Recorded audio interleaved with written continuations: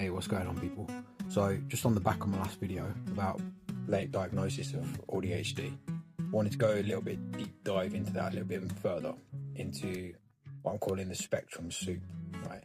What that means is your family, because looking at some research here, and I'm going to go into some analysis, I guess, of what AI is giving me. And the thing about AI is yeah, it's a mirror of what you give it, but it's also a really good research tool if you want to understand some stuff out there. Ask it to, depending on the AI you're using, but asking it to do the research, look out there and stuff. But don't just listen to it for what it says for gospel. Like I've done here, I'm feeding it what I feel first, right? And that's the most important thing. Right? So you come out with an explanation based on your understanding as opposed to just some other quantum computer. So understanding. And the dogs are just getting comfortable. Sorry, you can hear some background noises. The spectrum soup.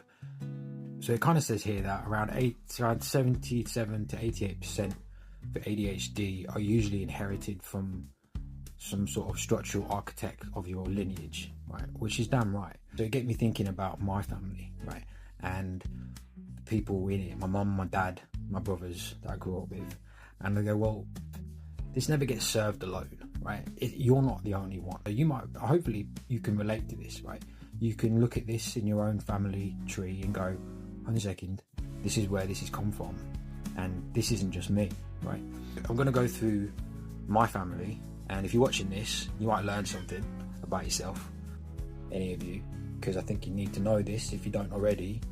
Mainly my brothers. And in fact, anyone in my tree, you're all connected to this some way, right?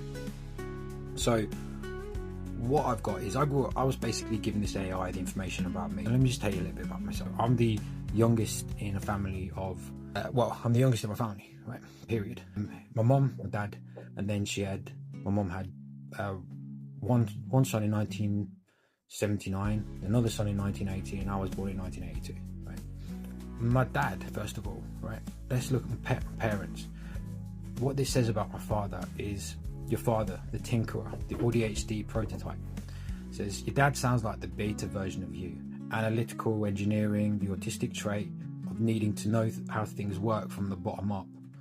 Unfinished projects, breaking the system, the ADHD trait of getting the grok and understanding and losing the interest because the upkeep or finishing is boring.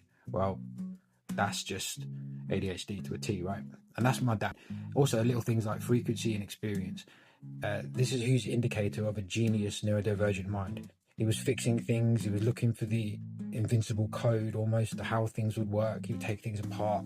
His garage, his technical things, his little machines, his mechanical stuff, everything he was doing. I remember growing up and looking at my dad's house, and one of my dining tables, his dining table that he had, was just covered in gadgets.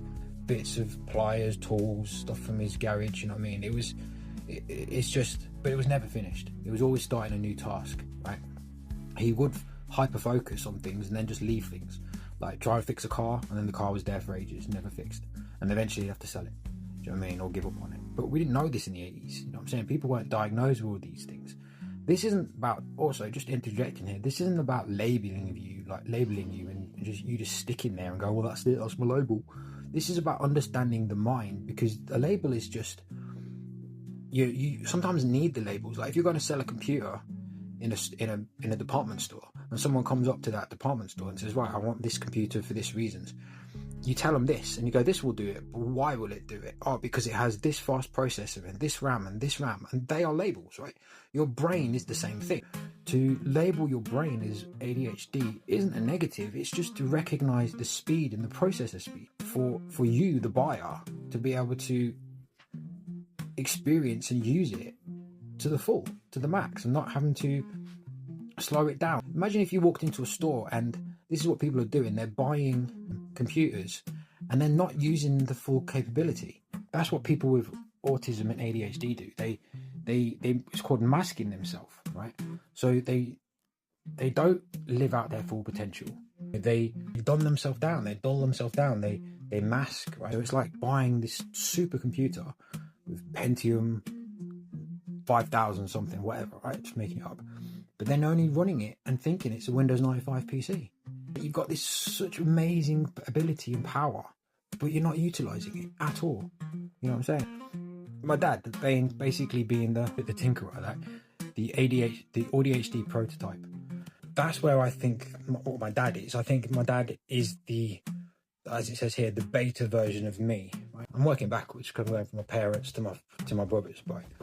And then my mum. Both my parents have passed away, and it would have been great if they'd understood this, but it's not for them now, is it? It's for us, the people that are living with these spectrum soup, as I call it, to understand this information, so we can understand ourselves, our own minds, right? It says your mother. I like this one. This is funny. They called it the Trauma Hoarding Matrix, right? Well, yeah, she kind of was. So your mum was the most complex because of the abandonment trauma overlapping with her wiring. My mum was a massive hoarder, right? When I was growing up, she wasn't hoarding when I was a kid, when I was too young, but when her trauma couldn't. She had trauma from her parents, right? As I think a lot of people do. They carry on the trauma and then they pass it to the kids, right? And I don't have kids, and I think it's because I have dogs. That's my end of the trauma response. I ain't taking this any further, all right? And I'm really happy with that. It's like I get to end it. I get to recognize it and cut it off. But if you don't recognize this and then you just have kids, all you're doing is passing it on. And they then have to analyze this later on in life, which sucks for them, because then they have to figure out their own self, which just keeps going on and on and on, right? And we're living in a different age now. When you have things like AI, you use it not for a tool for relying on it, but use it for education for your own mind. This is how I'm using it right now, anyway. So she had abandonment issues from her parents, basically, and that stuck, right? They calls my mum here the bank system. She could run the number system. She used to work in a bank, right? She was really cool. She used to work in a bank. She was really smart with the numbers. She was always good with drawing and working out room spaces and all this kind of stuff. But she couldn't apply it all the time. She would have these great ideas, you know where this is going, but wouldn't execute them, right? And then the hoarding kicks in. Right, it says here, while the hoarding is linked to ADHD, executive function failure, in her case, it sounds like it was a trauma response to the abandonment. If you feel like people are disposable, you can leave at any time. You start holding on to things because things can't leave you. This is exactly what my mum did. She never dealt with her trauma response. She never dealt with the trauma from her parents. She would always tell us her trauma, always, just constantly living her trauma. And then to the point where no one would listen anymore. So she bought things, and that would not leave her. She would hoard her house, and unfortunately my mum never got the Kim and Aggie style, how clean is your house style, right? Never got crazy bad, but I guess it kind of did when you just abandon your house. What was ironic is her trauma response of abandonment ended up her abandoning her own home because it got too much and she had to move out. But really, it comes down to the understanding of the mind, because had she understood her mind, or we've been able to understand this, and it's no one's real fault, it's just here we are today understanding these things, right? She might have been able to get through this. So I say that my mum was the one on the spectrum, but not dyslexic, not really autistic as such, but definitely ADHD, right? In the scatterness of her mind. And she would do things, but then she would, but it wouldn't go deeper. You know what I'm saying? That's the thing. It would never go deeper into that. And this is what I'm saying. The lack of the deep dive. When you tried to go deep, she couldn't meet you there. This might not have been a lack of hardware. This might not have been a lack of hardware, but a defense mechanism. If she went deep into her own code, she'd have to face the abandonment and that she suffered. Sorry, exactly. Because she wouldn't go deep in that, and that's the thing, and that's what I think. When you're ADHD, you go deep, right? You like to go deep in things. Surface level stuff doesn't interest you. Small talk is boring. You know what I mean? It doesn't get you anywhere. And you're recognizing your patterns, and you just want to get a bit deeper, really. You know what I'm saying? And people know this. If you're ADHD and you speak to another ADHD person, you can talk for fucking hours about things, so many different subjects, again and again and again and again, go as deep as you possible, like it's not affecting you in any way. But if you're ADHD and you just speak to someone who's on the spectrum but just ADHD, that can get a bit much, because you're trying to dig into something that they're not aware of, so you become the problem, even though you're not. It's their lack of understanding to their own mind. You're just doing you. They don't see it like that. I'll go on to my brother. Basically, they're the catalyst here, my mum and dad. Yeah, were my mum and dad autistic? They're definitely neurodivergent, 100%. Like, my dad would steer away from the system, right? He wouldn't like the system at all. He didn't like the system. He never sorted after paying the bills. He had a problem with the bills. That's the ADHD mind.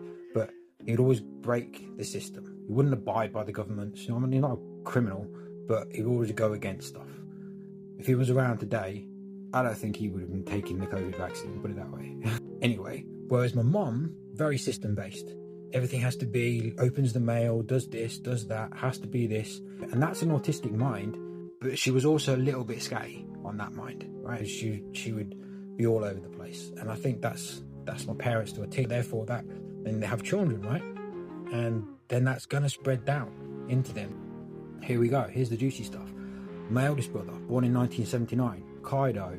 Hope you're listening, mate, because you might learn something about yourself. Kaido sounds like a classic example of hyper-systemizing, a trait strongly associated with the autistic end of the spectrum, especially in engineering. So let me tell you a bit about my brother Kaido. He passed things like the 11 plus early when he was a kid. He went to grammar school, he went to university, he got a doctorate, he did really well, but he's always a system person. Everything's by the book, everything's by the system. He needs to do the system. And, you know, what the government says, everything else, that's his brain, because that's his safety bracket, right? So it says here, the system over the narrative. His rigid adherence to what the system says, governments, vaccines, Airbus, where he works or used to work, suggests a brain that finds safety in lawful systems. If a system has a clear set of rules, he masters it. That's my brother to a T, right? And that is a autistic trait. And anyone that didn't know my brother, you'd always say there's something different about him, right? He's not typical. He's not typical. He is autistic, right? 100%. But we're explaining the spectrum here. So I've got one more brother, and then there's me, which I've kind of explained a little bit more about, but we'll go into me as well. Grammar school, 11 plus. This is Kaido. High-functioning autistic individual often excel in predictable academic environments where deep focus on a specific field leads to high success. That's him to a T, right? The difference. Unlike you, he lacks the ADHD component that seeks to break the bypass the system. He is the system.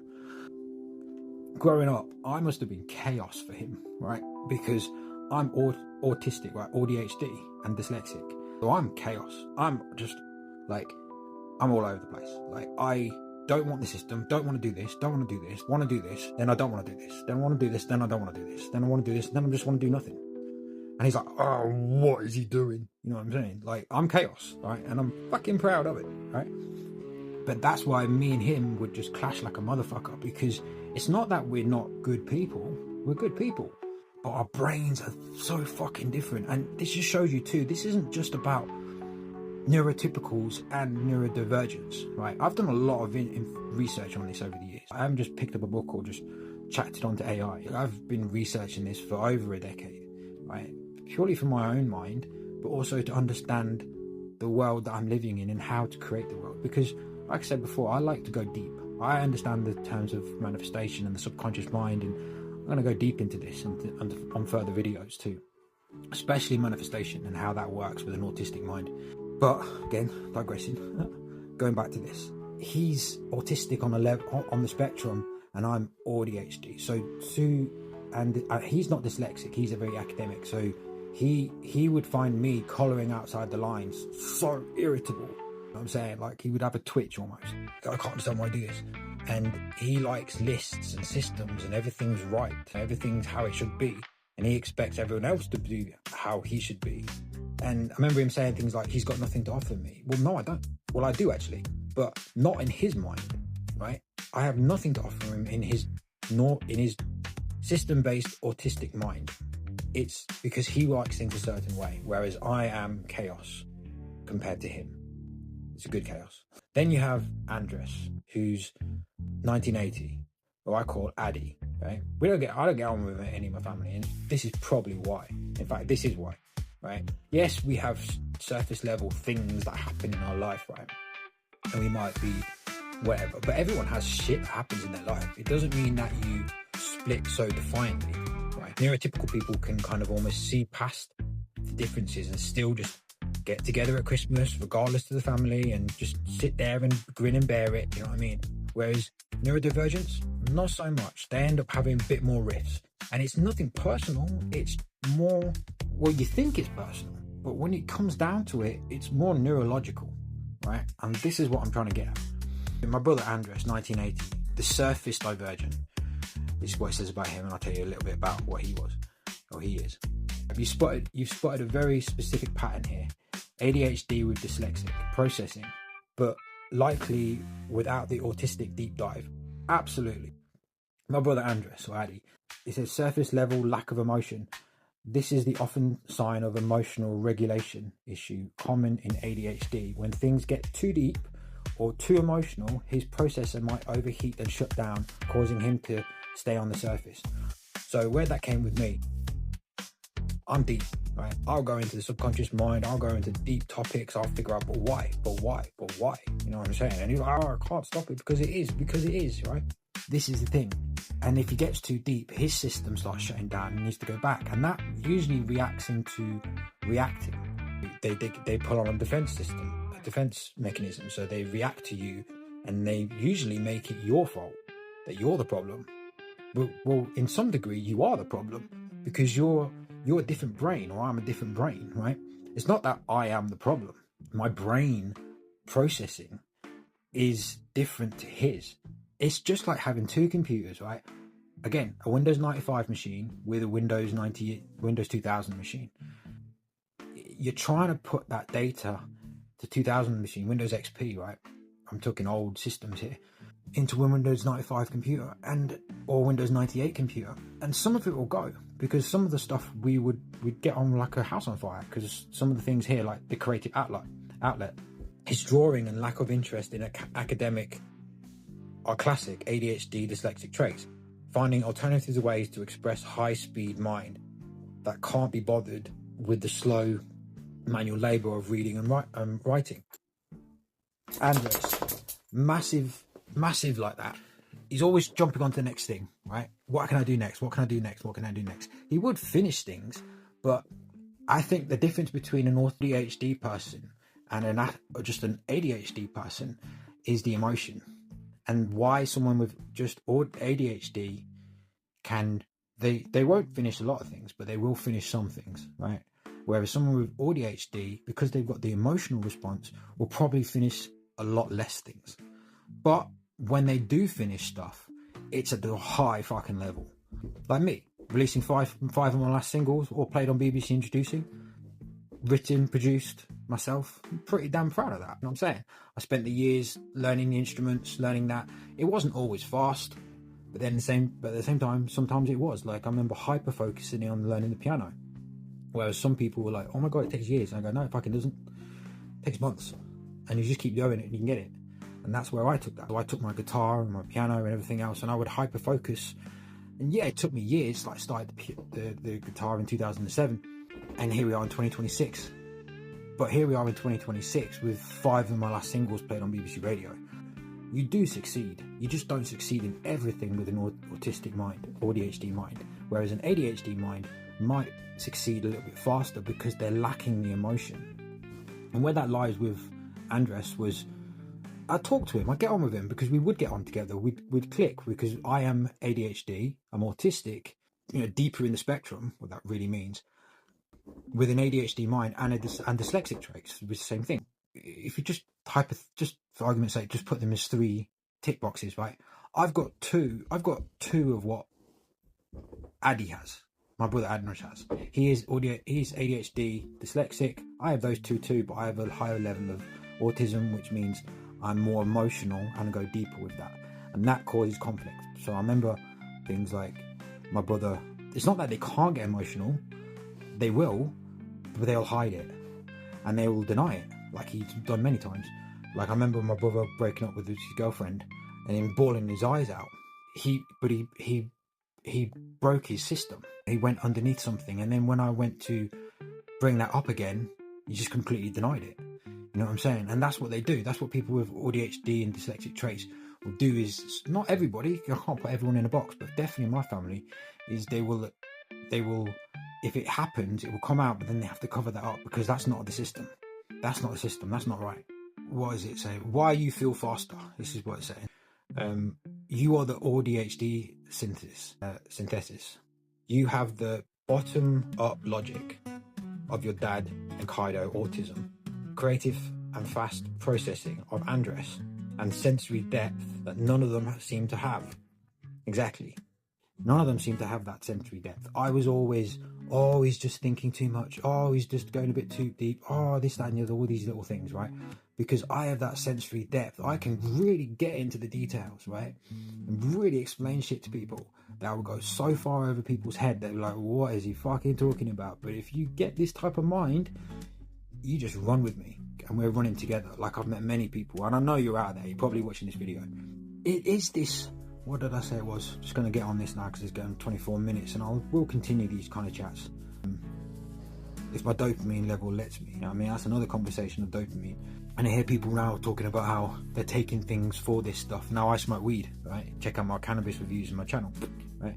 But you don't need medication for this. The reason I smoke weed is because sometimes I just like it to process.